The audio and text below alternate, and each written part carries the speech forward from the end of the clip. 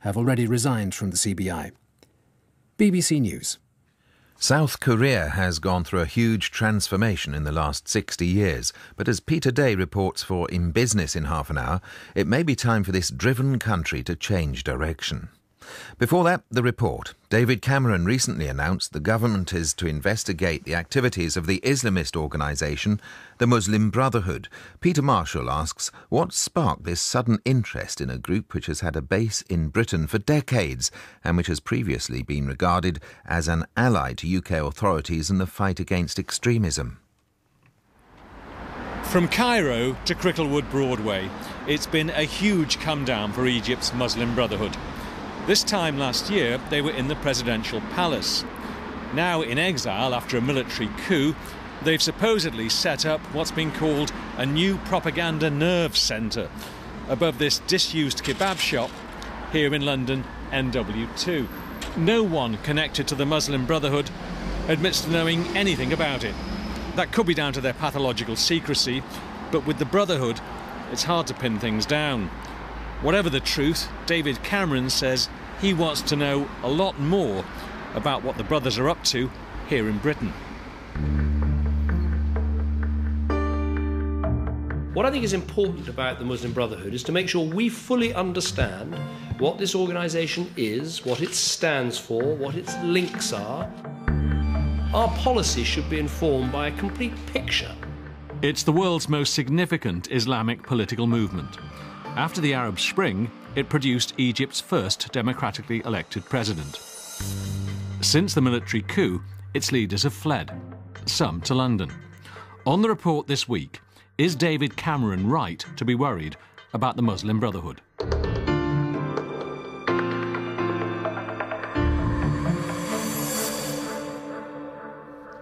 A few miles down the road from their supposed base in Cricklewood, I've just emerged from the tube at Finsbury Park, one of North London's busiest, most cosmopolitan inner suburbs. And here, right next door to the tube exit, I'm in a rundown yard. It's the place the Muslim Brotherhood's been welcomed for decades, the Muslim Welfare House. It was opened back in the 1970s, and it became a meeting place for members from right across the Muslim world, exiles from various dictatorships where their brand of political Islam was seen as a threat. Their slogan, "Islam is the solution," became a revolutionary cry. But what does the Muslim Brotherhood stand for? From my perspective, the Muslim Brotherhood is an idea. And the idea is essentially about social reform, about radical change of societies, of communities, from the bottom up. It covers education, it covers health, it covers economy. Basically, you convince people that, there is a better way. Anas al-Takriti is the son of a Muslim Brotherhood leader from Iraq, one of the exiles who set up the Muslim Welfare House in Finsbury Park. Anas says he himself isn't a member, but he is vital to them, a Westerner who advises the organisation and promotes their message. He insists they're a force for good. The Muslim Brotherhood has been in Britain for over 50 years. I mean, my father arrived in 1970.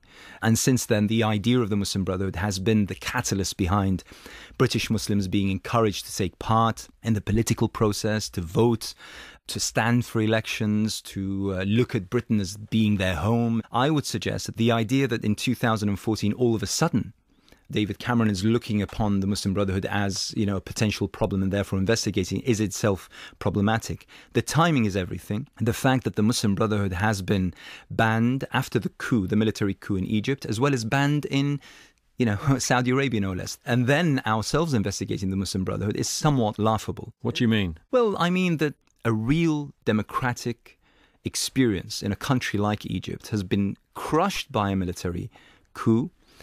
And as a result, we're adding insult to injury by investigating the Democrats in this case and rewarding the military generals. It leaves a very, very bitter taste in terms of where Britain stands regarding democracy, regarding freedom, regarding the movement of a nation such as Egypt.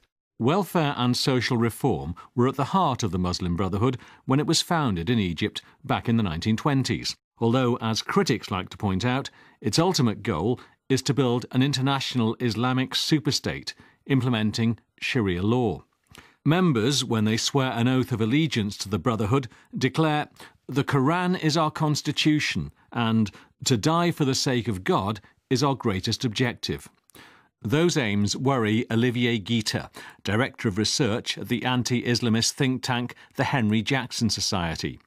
He says the Brotherhood's aims worry the government too, especially now some of the movement's exiled leaders are making their way to London, including the Egyptian Brotherhood's current leader, Mahmoud Ezzat. The local Muslim Brotherhood organization in Britain is seeing members from the headquarters coming and moving to London. How many? I would say as far as big wigs, 4. 4 doesn't seem an awful lot. The main leadership have gone to Istanbul and to Qatar.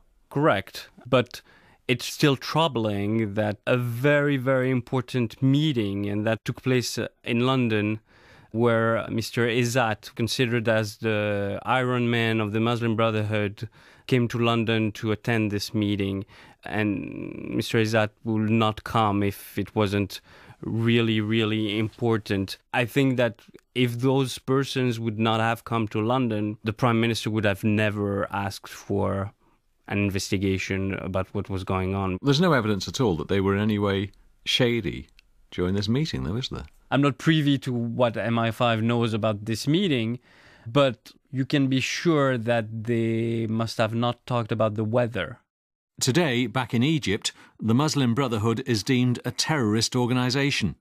Since their government was ousted in a popularly backed military coup last year, thousands of Brotherhood supporters have been imprisoned, hundreds sentenced to death. There are fears those who fled the country may be planning reprisals from London and the home counties.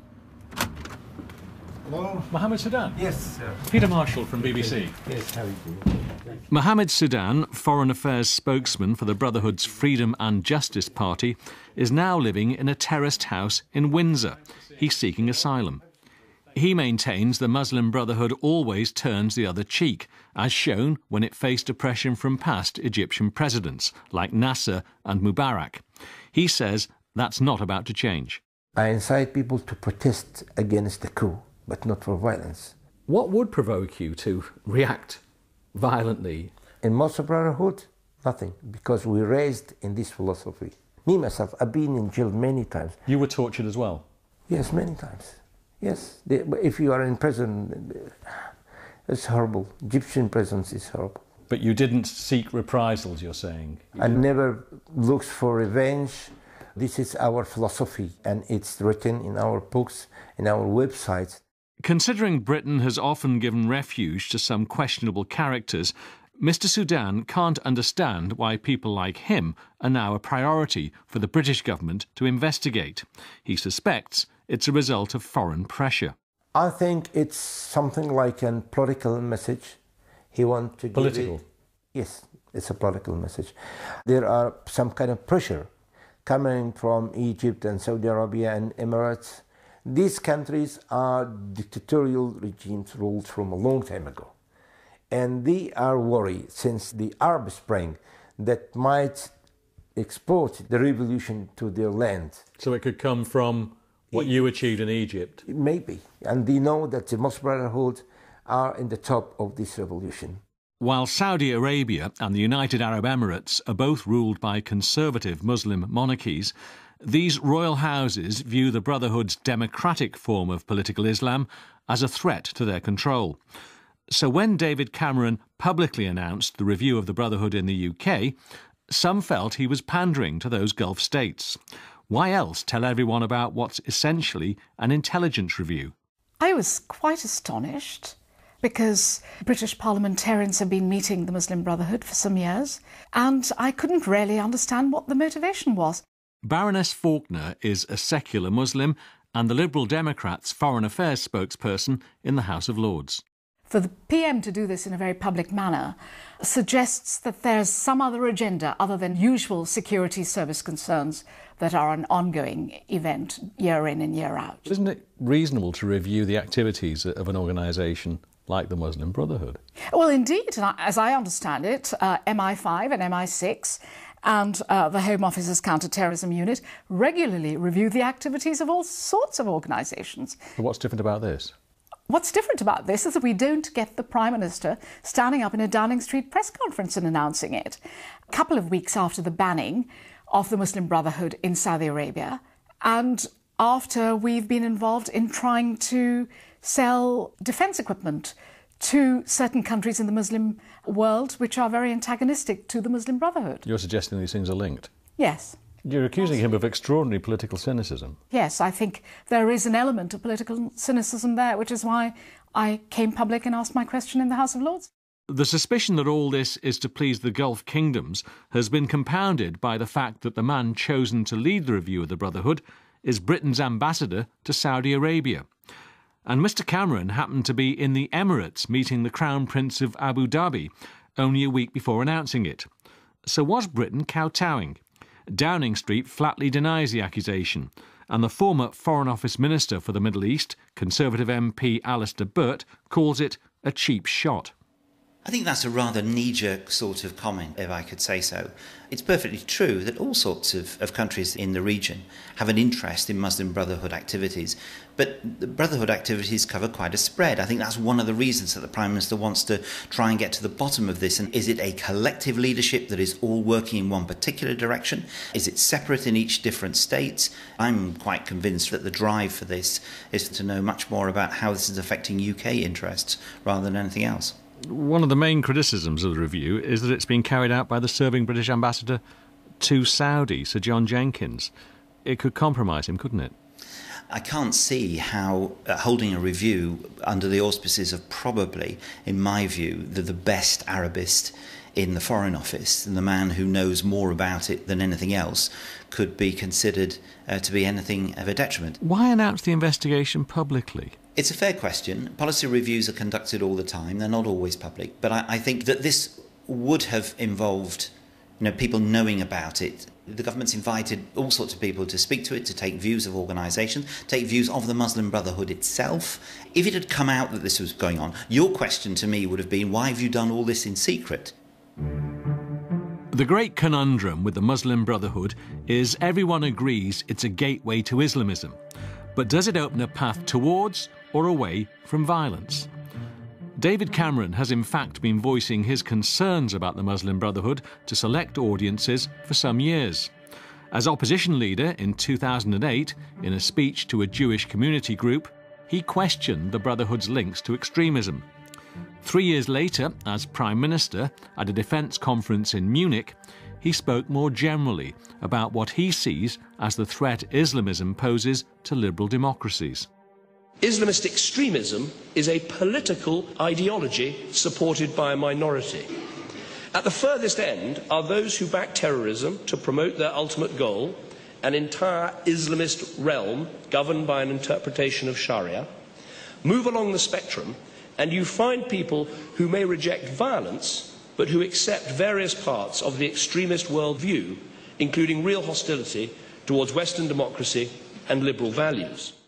He's not the only senior Tory to have raised alarms. In his book Celsius 77, Michael Gove claims the Muslim Brotherhood's long-dead founders exert what he calls a bewitching influence over Islamist terrorists. And just yesterday, in a speech at Bloomberg in London, the former Labour Prime Minister, Tony Blair, made it clear he too believes even democratic Islamists pose a security threat. Now, it may well be the case that in particular situations, those who follow a strictly Islamist political agenda neither advocate nor approve of political violence. There are, of course, a variety of different views within this broadly described position. But their overall ideology is one which invariably and inevitably creates the soil in which such extremism can take root.